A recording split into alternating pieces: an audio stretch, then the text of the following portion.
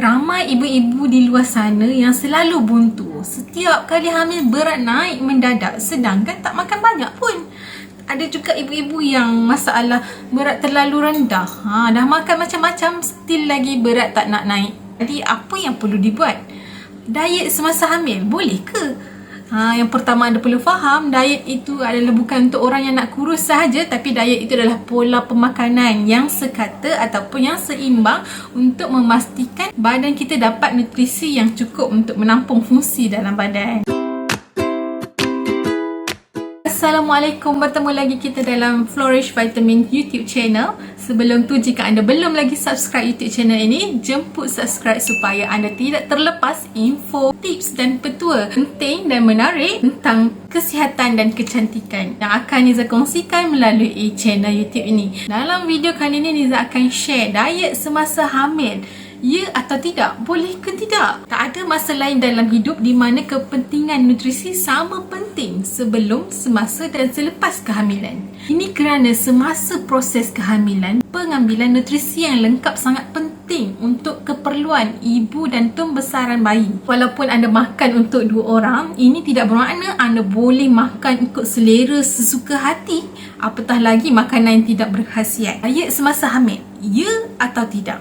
Jawapannya ya. Jika anda pilih 3 konsep makanan. Yang pertama adalah makanan rendah lemak dan tinggi protein. Protein sangat penting untuk pembesaran bayi yang dikandung dan juga sebagai pembekal tenaga kepada ibu semasa hamil. Biasanya ibu-ibu akan pilih daging dan ikan sebagai sumber protein. Jadi pastikan anda pilih daging yang tanpa lemak ataupun ikan. Lebih baik jika anda pilih sumber protein daripada tumbuh-tumbuhan yang tidak diubah secara genetik, iaitu non-GMO, yang tinggi protein, rendah kalori, rendah glycemic index dan juga tiada kolesterol dan lemak. Yang kedua adalah makanan berkanji ataupun sumber karbohidrat. Makanan berkanji ataupun sumber karbohidrat adalah salah satu sumber tenaga selain daripada protein. Jadi anda perlu bijak memilih sumber karbohidrat yang tidak meningkatkan paras gula dalam darah. Jadi tipsnya, pilih makanan karbohidrat seperti roti wholemeal, beras perang dan juga ubi kentang yang mana yang mampu memberi tenaga pada masa yang sama, tidak meningkatkan kadar gula dalam darah secara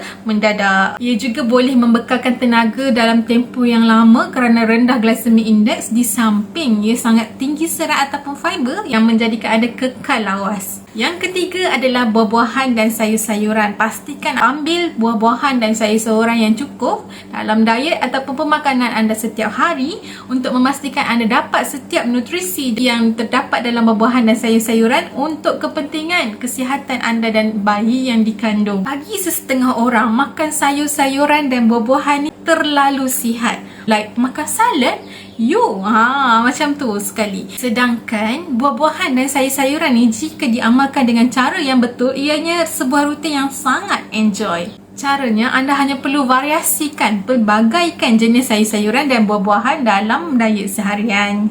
Buah-buahan dan sayuran ni adalah kudat-kudat yang sangat berkhasiat, tinggi serat, lebih kenyang, rendah kalori, lebih tinggi vitamin dan mineral. Diet semasa hamil boleh jadi tidak jika anda amalkan perkara-perkara ni. Yang pertama adalah alkohol. Elakkan alkohol semasa hamil. Alkohol boleh menjejaskan perkembangan bayi, yang mana boleh memberi kesan kepada pembesaran bayi seperti saiz bayi lebih kecil, ciri muka yang tidak normal dan juga masalah pembelajaran. Diet juga boleh jadi tidak jika anda amalkan ikan ataupun sumber makanan laut ataupun seafood secara berlebihan. Ini kerana ikan dan seafood mengandungi banyak merkuri yang terdapat di dasar lautan. Ikan dan seafood adalah sumber protein yang rendah lemak dan baik, tetapi ada sesetengah ikan yang mengandungi kandungan merkuri yang terlalu tinggi kerana berbahaya kepada ibu hamil. Merkuri boleh menyebabkan masalah kepada bayi seperti otak, penglihatan dan juga pendengaran bayi. Jadi, pilih ikan anda secara bijak. Elakkan makan ikan ataupun makanan laut yang mentah. Ini kerana makanan-makanan yang tidak dimasak dan mentah ni terdedah kepada lebih banyak bakteria dan virus yang boleh menjejaskan kesihatan ibu dan bayi. Untuk menutup jurang nutrisi, pilih suplemen ataupun makanan tambahan omega 3 yang bergrade pharmaceutical yang dilengkapi dengan penyulingan proprietary molekul 3 peringkat untuk menyingkirkan bahan-bahan berbahaya. Yang ketiga adalah pengambilan kafein. Elakkan pengambilan kafein semasa hamil. Ini kerana kafein memberi kesan sampingan seperti masalah tidur ataupun insomnia, anxiety, gemuruh, resah, mudah marah dan degupan jantung yang tidak tetap.